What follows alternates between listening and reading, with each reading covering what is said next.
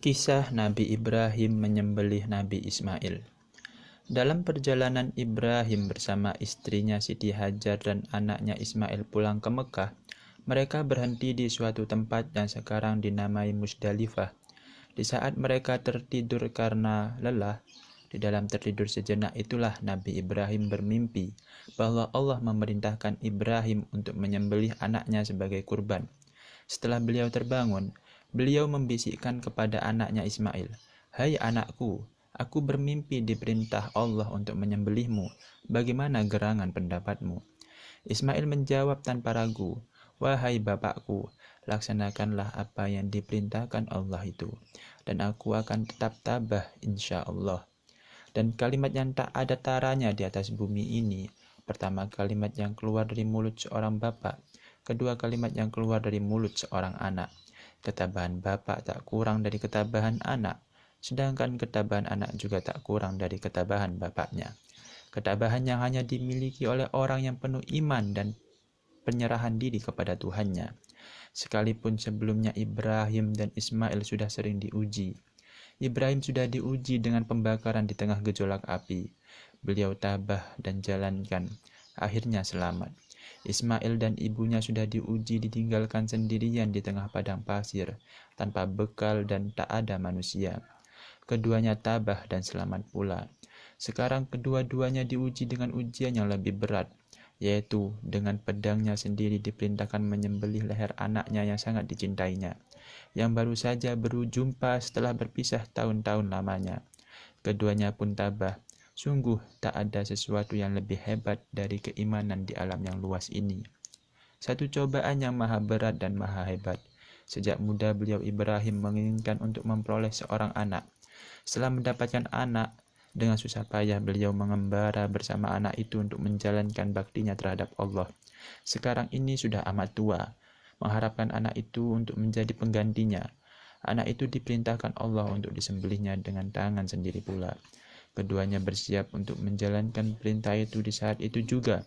Keduanya berangkatlah menuju satu tempat di daerah yang berbukit-bukit di kaki sebelah gunung, yaitu daerah yang disebut Mina. Sebelum sampai di tempat yang dituju itu, di tengah jalan keduanya berjumpa dengan seorang manusia yang menanyakan maksud dan tujuannya. Setelah Ibrahim menerangkan bahwa maksudnya ialah untuk menyembelih anaknya sebagai kurban kepada Allah, orang itu melarangnya dengan berbagai alasan. Dengan larangan itu, Ibrahim dan Ismail percaya bahwa manusia itu adalah iblis yang menyamar sebagai manusia dan memberi nasihat. Iblis itu dilemparinya dengan batu berulang-ulang, sampai mati di suatu tempat yang sekarang disebut Jumrat Ula. Setelah perjalanan diteruskan lagi, dengan jarak kira-kira hanya 400 meter dari tempat itu, datang pula seorang manusia lain yang juga melarang dan menasihati agar perintah itu jangan dijalankan dengan berbagai alasan pula. Ibrahim dan Ismail kembali melempari orang itu berulang-ulang dengan batu, sehingga ia lari. Karena itulah iblis yang datang menggodanya. Setelah berangkat dan dengan jarak kira-kira 400 meter, datang pula seorang lain yang juga melarangnya untuk melaksanakan perintah Tuhan itu. Kembali Ibrahim dan Ismail melemparinya dengan batu, yaitu di tempat yang sekarang ini dinamai Jumrat Aqadah dan yang sebelumnya itu adalah Jumrat Wusta.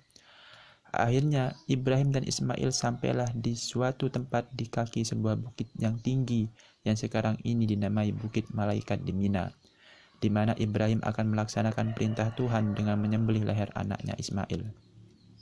Keduanya sudah bersiap. Ibrahim telah bersiap dengan pisau tajam yang terhunus di tangan kanannya untuk menyembelih, sedang Ismail sudah bersiap membukakan lehernya untuk disembelih. Sekarang untuk sedikit meringankan beban penderitaan batin dari kedua manusia besar itu, Ismail mengusulkan kepada bapaknya agar mengikat kedua tangan dan kedua kakinya, dan agar baju yang menutupi badannya dibuka saja, lalu ditutupkan ke wajahnya sendiri. Beliau usulkan pula agar perintah itu segera dijalankan, dengan mengasah pisau lebih dahulu agar lebih tajam, supaya tidak begitu lama akibat yang timbul karena penyembelihan ini. Setelah mengucapkan salam kepada bapaknya, Ismail mengusulkan pula agar bajunya itu nanti diserahkan kepada ibunya, agar baju itu dapat dicium oleh ibunya bila ibunya merindukan dirinya. dan baju itulah pula sebagai pusaka untuk ibu yang ditinggalkannya. Sekarang tibalah saatnya untuk melaksanakan penyembelihan itu. Baru saja Ismail mengangkat lehernya, dan Ibrahim bersiap mendekatkan mata pisau ke lehernya. Tiba-tiba dari atas puncak bukit itu terdengar suara memanggil namanya. "Hai Ibrahim, sungguh engkau sudah siap untuk melaksanakan perintah Tuhan dalam mimpimu. Kami akan mengganjar kamu setimpal dengan ketaatanmu itu." Ibrahim segera menoleh ke tempat datangnya suara itu. Beliau melihat satu malaikat turun ke bawah membawa seekor domba yang amat bagus, gemuk, dan sehat. Berkata malaikat itu, "Hai Ibrahim, sembelihlah domba ini sebagai ganti akan anakmu Ismail itu. Makanlah dagingnya, jadikanlah hari ini hari raya bagimu berdua, dan sedekahkanlah sebagian dari dagingnya untuk fakir miskin sebagai kurban." Begitulah cara Allah menebus kurban Ismail dan kurban Ibrahim. Ditebus Allah dengan satu penyembelihan agung, satu macam penyembelihan yang amat agung maksud dan tujuannya. Terhadap peristiwa ini Allah berfirman dalam Al-Quran, "Kami tebus dia dengan satu sembelihan agung." Yang sebenarnya leher atau jiwa Ismail tidak sepadan kalau hanya ditebus dengan seekor domba saja.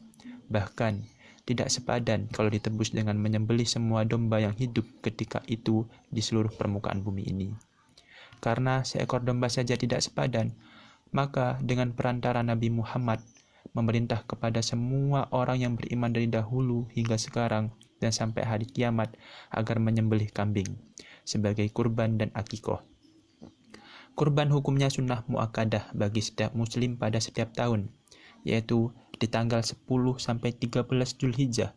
Selain dari itu, kepada setiap orang Islam yang mendapatkan seorang anak, disunahkan pula memotong kambing sebagai akikoh, yang artinya tebusan bagi anaknya. Demikianlah beratus-ratus ribu kambing, domba, sapi, dan unta setiap tahun di hari raya Idul Adha disembelih oleh kaum muslimin di mana saja mereka berada sebagai kurban atau akikoh yang pada dasarnya untuk turut menebus jiwa Nabi Ismail yang dagingnya diberikan kepada kaum fakir miskin. Dan setiap orang yang berkurban dan berakikoh merasa turut menebus jiwa Nabi Ismail alaihissalam. Sekian dari kami. Jika saudara merasa channel ini bermanfaat, bantu perkembangan channel ini dengan mengklik tombol subscribe, like, dan berikan komentar untuk perbaikan channel ini ke depan, serta share video dari channel ini ke saudara yang lain. Terima kasih.